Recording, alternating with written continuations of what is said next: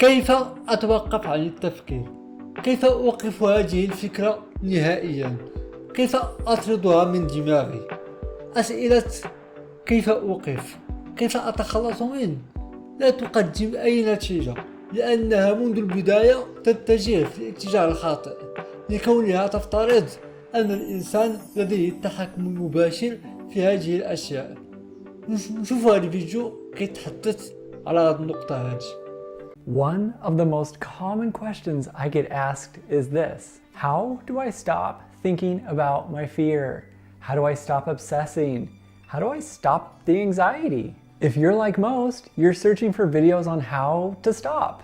There lies the trap. We don't need to learn to stop our thoughts or fears. We need to learn to respond differently to them, which in turn allows symptoms to decrease. If you start off your search or mindset with, how can I stop this? Don't do it. It's a trap. Seriously, you're training your body to continually check to see if you're still having thoughts, to see if you're still having symptoms, which actually produces more thoughts. It actually is natural for the brain, however, to automatically start pushing these thoughts that we don't want, which is why it takes practice. Let me take you through what to do instead of pushing those thoughts away or ignoring them. So how to avoid suppression, how to get out of thinking, I need to stop these thoughts and fears. Well, you can start by learning to notice them. That's right.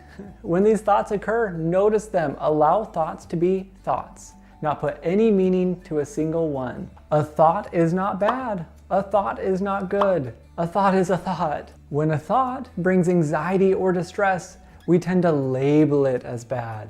When our brain hears bad, it goes into this automatic process of pushing. We gotta practice a thought and simply saying, oh cool, look at that. There's that thought again. That's awesome. You're welcome to stay as long as you want. As you're learning to accept a thought as a thought, you're also practicing not doing any compulsions. A compulsion is anything you are actively choosing to do to remove a thought, or it's to reduce these anxiety symptoms. For instance, if you have a distressing thought that you quickly shake your head to get to go away, we don't do that anymore. Maybe you tap something a few times. We don't do that anymore. It's possible you go to the internet to research different ideas and thoughts and get different people's opinions. We don't do that anymore. You have to say a certain phrase in your head a certain way for it to go away. We don't do that anymore. These are all the things that we have to be aware of and we stop doing because we cannot accept a thought, take value away from it, and also do a compulsion at the same time. It's like we're not really fully accepting the reality of the thought. It's a halfway effort. I'm accepting this thought, but I'm gonna figure it out just in case. Once you start to learn and accept your thought, even if you think it's the worst in the world, no one else is having these, you're incorrect. Everyone has thoughts. OCD can bring some pretty gnarly thoughts. It's easy for somebody to say, yeah, I can accept a thought about this small thing over here, but what you're saying does not apply to what I'm going through. What I'm going through is horrible. Going back to what I said earlier, thoughts are thoughts. There is not one thought that has more value than another. Some choose to use ACT therapy, acceptance and commitment therapy. This builds flexibility in your thinking and allows you to accept the thought, allows it to just be without changing it whatsoever. At the same time, you choose to expose yourself to these triggers and obsessions. This is so you can continually learn.